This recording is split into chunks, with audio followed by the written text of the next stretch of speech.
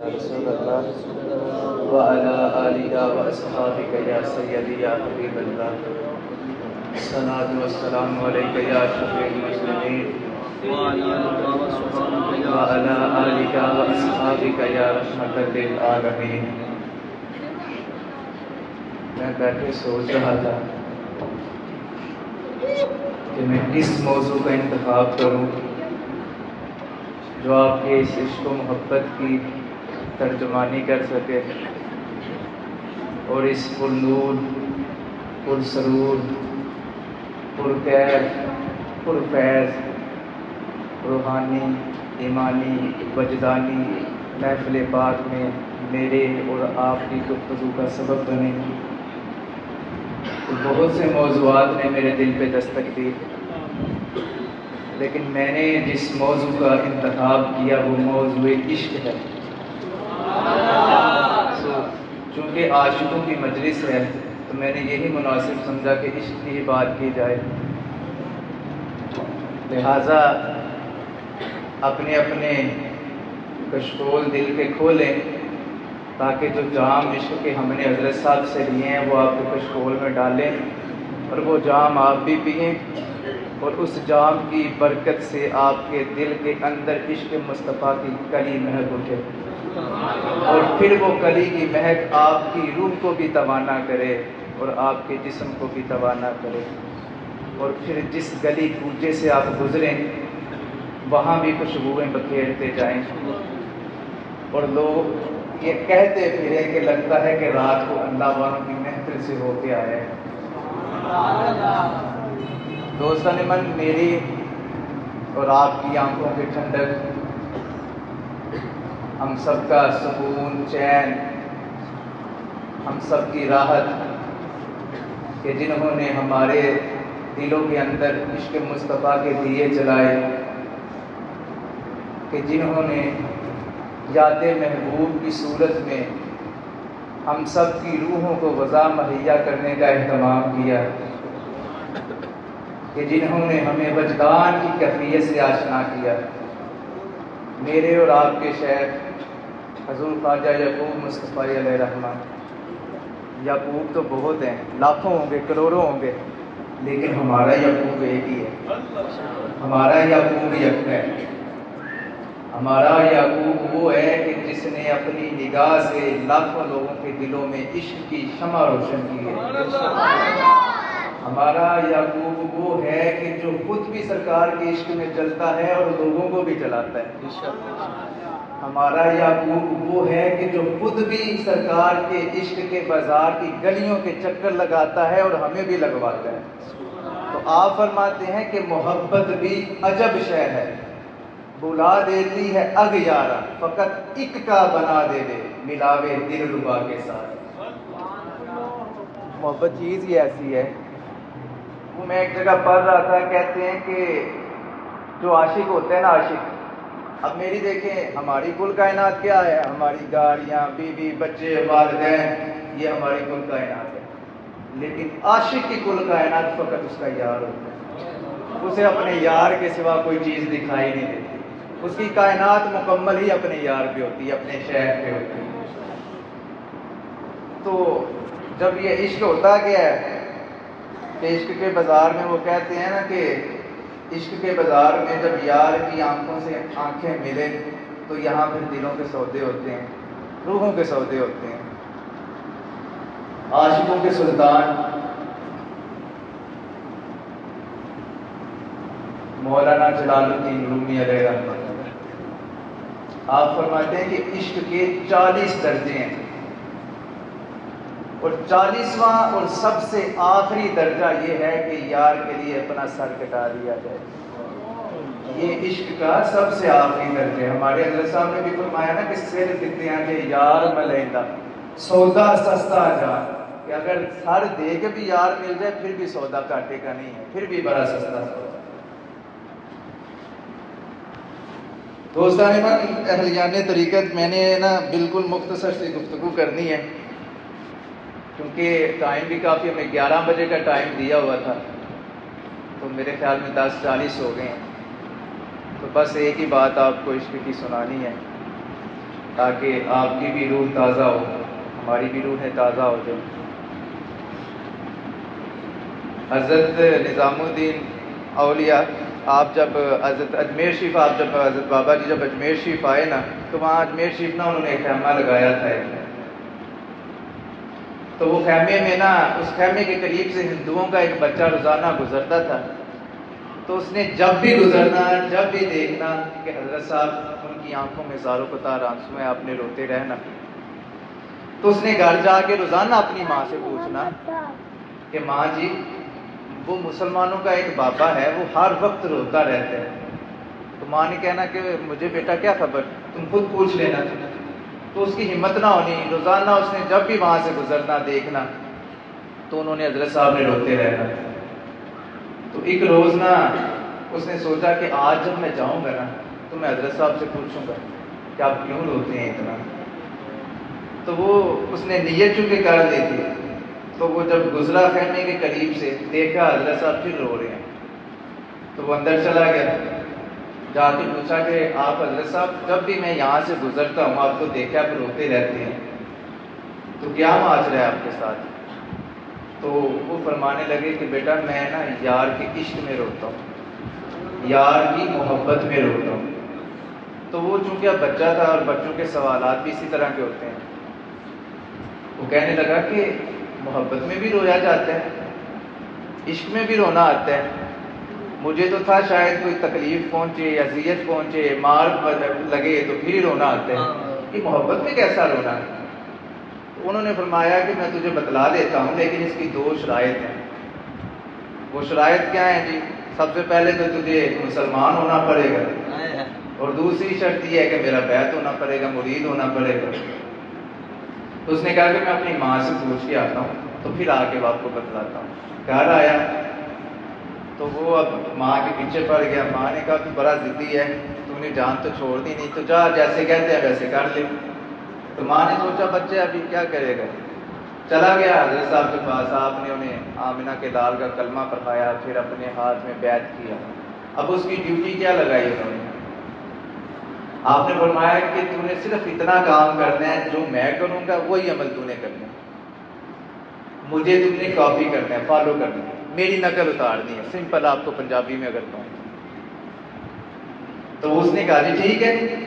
اب وہ دیکھا اس نے حضرت صاحب کو کہ جب آپ نے وضو کرنا اس نے بھی وضو شروع کر دینا، آپ نے نماز پڑھنی اس نے بھی نماز پڑھنی شروع کر دینا، جب آپ نے ذکر اذکار کرنا اس نے بھی ذکر کرنا شروع کر دینا، جتنی دیر آپ نے کھانا نہیں کھانا اس نے بھی کھانا نہ کھانا، جب آپ نے کھانا کھانا اس نے بھی کھانا کھانا شروع کر دینا۔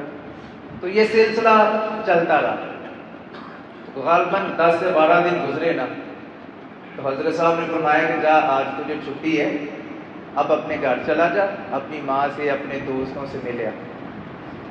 اب آپ لوگ یہاں کافی لوگ ہوں گے جو باہر کے ملک رہتے ہیں، تو آپ کو پتہ ہے کہ جب آپ نے باہر سے پاکستان آنا ہو تو آپ کی ٹکٹ ہو جاتی ہے، آپ پہلے ریزرو کروا لیتے ہیں، تو پھر آپ کو دن بھی گن گن کے گزارتے ہیں کہ بس آج 2 دن رہ گئے ہیں، آج 1 دن رہ گیا، آج 1 مہینہ رہ گیا۔ تو وہ بچہ بھی اب انتظار کرنے لگا کہ جلدی جلدی جو ہے نا ٹائم ہو، صبح ہو تو میں نکلوں، میں اپنے گھر جاؤں۔ تو اس نے بڑی پلاننگ کی، جس طرح ہم بھی پلاننگ کرتے ہیں باہر سے آنے سے پہلے کہ میں پاکستان فلاں رشتہ دار کے گھر جاؤں گا، فلاں دوست کو ملوں گا، فلاں دعوت کروں گا، سارے اسی طرح اس نے بھی نا اپنے ذہن میں ایک پلان سیٹ کر دیا کہ میں نے فلاں دوست کو بھی ملنا ہے، فلاں چیز بھی کھانی ہے، فلاں کام بھی کرنا ہے۔ وہ ساری پلاننگ رات کرتا رہا، صبح ظاہر ہے گھر جانے کی خوشی بھی تھی، تو وہ صبح ہوئی تو گھر چلا گیا۔ اب گھر آیا تو ماں سے ملا، بڑا خوش، ماں بھی دیکھ کے بڑا خوش ہوئی۔ تو شام کا وقت ہوا نا، تو ظاہر عصر کے قریب غالباً جب تھوڑا سا سورج اوپر ہوتا ہے تو وہ پھر بچے باہر کھیلنے جاتے ہیں۔ تو اس کی ماں نے پوچھا کہ تو کھیلنے نہیں جا رہا؟ تو وہ اسے اب اس کی جو دل کے اندر جو آگ تھی، جو عشق تھا، وہ بابا بلے شاہ فرماتے ہیں نا کہ آگ تے عشق ایکو برابر، پر عشق دا تائی ودھیرا، اگ سارے ککھ تے کانے، عشق سارے تن میرا، اگ دا دارو پانی ہے رے، عشق دا دارو کیڑا، بلے شاہ تے کچھ نہیں سوچدا جتھے عشق نے لایا ڈیرا۔ اسے اب کوئی ہوش ہی نہیں کھیلنے کی۔ میرے حضرت صاحب ایک شعر پڑھا کرتے تھے کہ عشق کیتا سی کھیڈاں کھیڈ دی نے، تے کھیڈاں کھیڈدیاں بھل گئیاں کجل پایا سی یار دے تکنے رہی اکھاں ڈلدیاں اب کھیلنے تو بھول چکی تھی کیونکہ عشق اسے ابھی سمجھ نہیں آ رہی کہ میرے یہ دل کے ساتھ معاملہ کیا ہو رہا ہے. خیر اس کی ماں نے نا اس کے من پسند کے کھانے تیار کیے, ٹیبل سج گیا, کھانے رکھے, تو کہا بیٹا کھانا کھاؤ. اب وہ جب اس نے ڈشز دیکھی تو بڑا خوش ہوا کہ یہ بھی میری پسند کا ہے, یہ بھی میری پسند کا ہے, یہ بھی کھاؤں گا, یہ بھی کھاؤں گا. تو اس نے جیسے ہی پہلا نوالا توڑا یا حلق میں ڈالا تو حلق سے نیچے نہ اترا. تو ماں ہوتی, ماں کو تو خبر ہو جاتی ہے نا. وہ ماں بڑی حیران پریشان کہ اس سے ہوا کیا ہے, کھانا بھی نہیں کھا رہا, کھانا حلق سے نیچے ہی نہیں جا رہا. اب ماں کو کیا خبر تھی, اسے اس غذا کی, اس جسم کی غذا کی تو بھوک ہی نہیں ہے, اسے تو اس کی روح کی غذا چاہیے. تو روح کی غذا کیا ہے, وہ یار کا دیدار ہے. کہ دل کے آئینہ میں ہو تصویر یار, جب ذرا گردن جھکائی دیکھ لیا اس کے, تو اب دل میں لو میں اس کے یار کا عشق سما چکا تھا. اسے کھانے کی بھوک ہی نہیں, کھانا چھوڑ کے تو چلا گیا. جا کے تو بڑی عجیب سی کشمکش, اسے ابھی بھی سمجھ نہیں آ رہی کہ میرے ساتھ ہو کیا رہا ہے. کہ مجھے چھٹیاں ملی ہیں کہ میں گھر میں آؤں گا, گھر میں ساری اپنی پلاننگز کی ہوئی ہیں, سارے کام کروں گا, لیکن کوئی کام کرنے کو دل ہی نہیں کر رہا. ان کے انداز کرم, ان پہ وہ آنا دل کا, ہائے وہ وقت, وہ باتیں, وہ زمانہ دل کا, کچھ نئی بات نہیں حسن پہ آنا دل کا, مشغلہ ہے یہ نہایت ہی پرانا دل کا. وہ بھی اپنے نہ ہوئے, دل بھی گیا ہاتھوں سے, ایسے آنے سے تو بہتر تھا نہ آنا دل کا. ان کی مٹھی میں نہیں, ہمارے پہلو میں نہیں, بے ٹھکانہ ہے بہت دن سے ٹھکانہ دل کا. ان کی محفل میں نصیر, ان کے تبسم کی کثیر, دیکھتے رہ گئے ہاتھ سے جانا دل کا. سمجھ ابھی بھی نہیں اسے آ رہی کہ میرے ساتھ ہو کیا رہا ہے. یہ میرے دل میں جو عجیب سی کشمکش ہے, یہ کس چیز کی ہے. بڑی اسے سمجھ نہ آئے, بار بار نہ شہر کی یاد ستائی. ادھر ان کی زلفوں میں کنگھی ہو رہی ہے, غم نکلتا ہے, ادھر کھچ کھچ کے رگ سے ہمارا دم نکلتا ہے. الہی خیر ہو الجھن پہ الجھن پڑتی جاتی ہے, نہ ان کا دم نکلتا ہے نہ ان کا غم نکلتا ہے, نہ اپنا دم نکلتا ہے. تو بس یار کے جو تصورات تھے, یار کے جو خیالات تھے, اسی میں وہ نہ اپنا وقت گزار رہے. لیٹ گیا بستر پہ, دائیں کروٹ لے بائیں کروٹ لے, نیند رات پوے تے بے دردانو, نیند پیاری آوے, درد مندانو یاد سجن دی, ستیاں آن اٹھاوے. کیونکہ اسے روگ لگ چکا تھا عشق کا, کیسے نیند آ. آپ نے کبھی دیکھا کہ کوئی عاشق سویا ہو, یا تو وہ ذکر خدا کر رہا ہوتا ہے یا وہ ذکر مصطفیٰ کر رہا ہوتا ہے. عاشق کا تو یہی کام ہے. تو وہ بھی دائیں بائیں کروٹ لے, آخر وہ تھک ہار کے نا اوپر چلا گیا چھت پہ. تو سوچا کہ شاید اوپر جاؤں گا کھلی فضا میں, تو ہو سکتا ہے کہ میری کوئی باڈی کو کوئی سکون ملے, کوئی مجھے شاید کوئی مسئلہ بن گیا ہے, شاید مجھے پرابلم ہو رہی ہے, سانس نہیں صحیح آ رہا, تو میں اوپر جاتا ہوں, کھلی ہوا لیتا ہوں, ہو سکتا ہے ٹھیک ہو جاؤں. اوپر گیا تو حال پھر وہی بار بار اوپر چکر لگاتا رہے. ماں نیچے دیکھ رہی تھی کہ کیا عجیب معاملہ ہے. تو ماں اوپر گئی, جا کے پوچھا کہ بیٹا کیا مسئلہ ہے, تو نہ کھا رہا ہے, نہ کھیلنے گیا ہے, نہ کچھ, نہ تجھے نیند آ رہی ہے. تو بس اتنا پوچھنے کی دیر تھی کہ اس بیٹے کی چیخ نکلی, آنکھوں سے آنسو نکل آئے. کہنے لگا کہ مجھے میرا شہر یاد آ رہا ہے, مجھے میرا پیر یاد آ رہا ہے. تو ماں مجھے اجازت دو, مجھ سے یہ جدائی یا برداشت نہیں ہوتی, میں واپس جاؤں اور اپنے پیر کا دیدار کروں. ماں نے کہا کہ رات اس طریقے میں کیسے جائے گی, کیونکہ دیکھیں اب میں باہر نکلوں, کہیں جنگل میں جانا ہو, مجھے خوف آئے گا, ڈروں گا میں. لیکن اگر مجھے یہ خبر ہو کہ جس کا میں عاشق ہوں, میرا جو یار ہے وہ جنگل کے آخری کونے پہ بیٹھا ہے, تو پھر مجھے کسی سہارے کی بھی ضرورت نہیں, مجھے کسی ٹارچ کی بھی ضرورت نہیں ہے, میں وہاں پہنچ جاؤں گا. کیوں کہ کوئی چیز ہے جو ہمیں کھینچ کے وہاں پہ لے کے جاتی ہے. کیا چیز ہے, وہ عشق ہے, وہ دل ہے, سکون نکلنے دیتا ہے. اس نے کہا ماں مجھے طریقوں سے نہ ڈرا, مجھے جانے دے, مجھے اجازت دے, میں نے جانا ہی چاہا. تو وہ خیر نکل آیا گھر سے نکلا. تو اب جیسے خیمے کے قریب پہنچا نا, تو اسے یاد آئی کہ حضرت صاحب نے فرمایا تھا کہ تجھے 3 چھٹیاں ہیں.